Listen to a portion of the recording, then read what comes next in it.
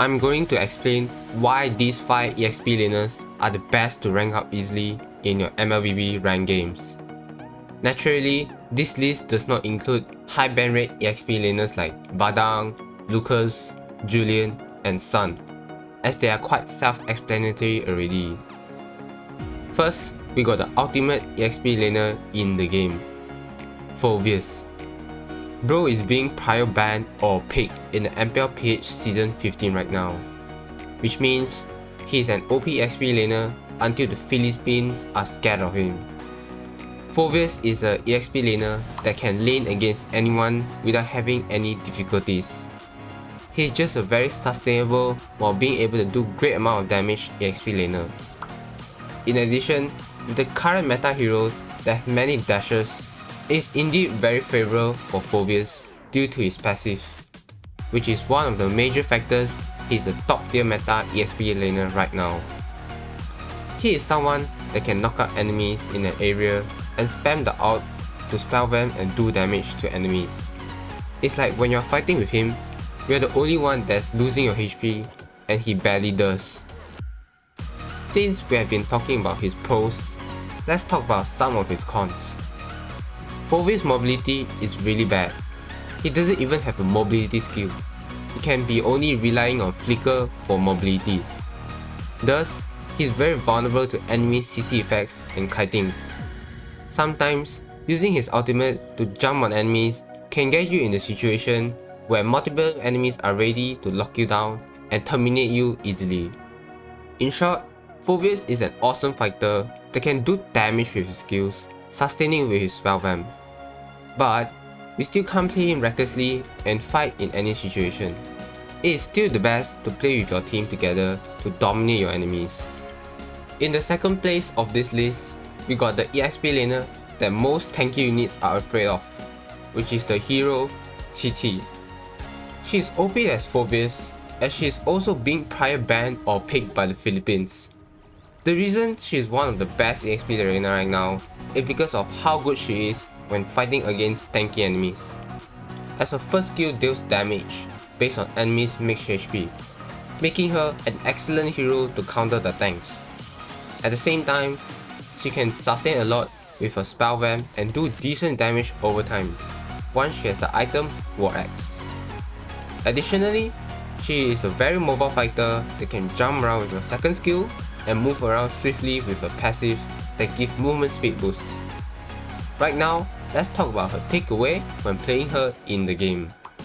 While she being so mobile and able to do amazing damage, one of the takeaway is that she's not so tanky as other meta EXP laner right now.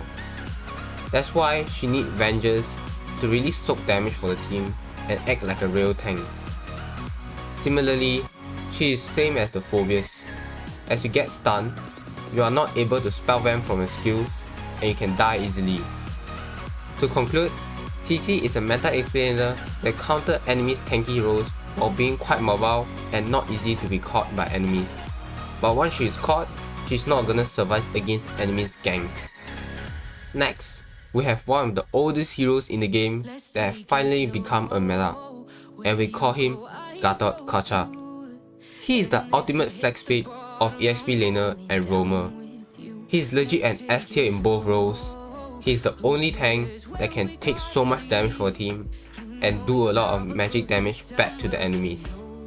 And one of the criteria to be a good EXP laner is that they're gonna have the ability to clear the lane quick. And Gatotkaca can do that easily with his first skill. Besides, his CC effects is one of the best in the game. The second skill is a taunt, and there's also a dash skill. And then the ultimate. Its radius of skill is one of the biggest in the game, and it can knock out enemies for a long time, while pulling the enemies to the center. With Gatotkaca being such an OP hero, there are some concerns that you have to take note of. He is not mobile, that he is also vulnerable to enemy CC effects and kiting. As one of the major parts that makes him tanky is because of his passive that allows him to gain back HP. And sometimes, you may use ult and accidentally get you in a terrible situation when enemies can screw you up with CC effects and damage. To sum up, Gatotkaca is one of the strongest EXP laner that can deal crazy damage and big amount of CC effects. Yet, he also can get himself in situations where he gets in jeopardy and die to enemies. The fourth EXP laner in this video that loves to be aggressive is the man horse hero, Hylos.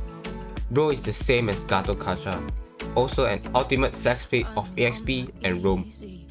Hylos is a bit similar to Gatotkaca. He's very tanky and can do great damage to enemies due to Hylos' second skill, but he is more mobile than Gatotkaca, with his first skill that increases movement speed, and his basic attack will be enhanced and able to stun a single target for a second. And then, Hylos' ultimate is very good when it comes to diving or retreating, as the whole team will be gaining a huge amount of movement speed boost and enemies will be slowed down if they are in a glorious pathway. For example, Hylos and his team can chase and gang down enemies while enemies having a hard time of moving. Before you feel so impressed about him and want to play him already, here are some of his cons that you should consider.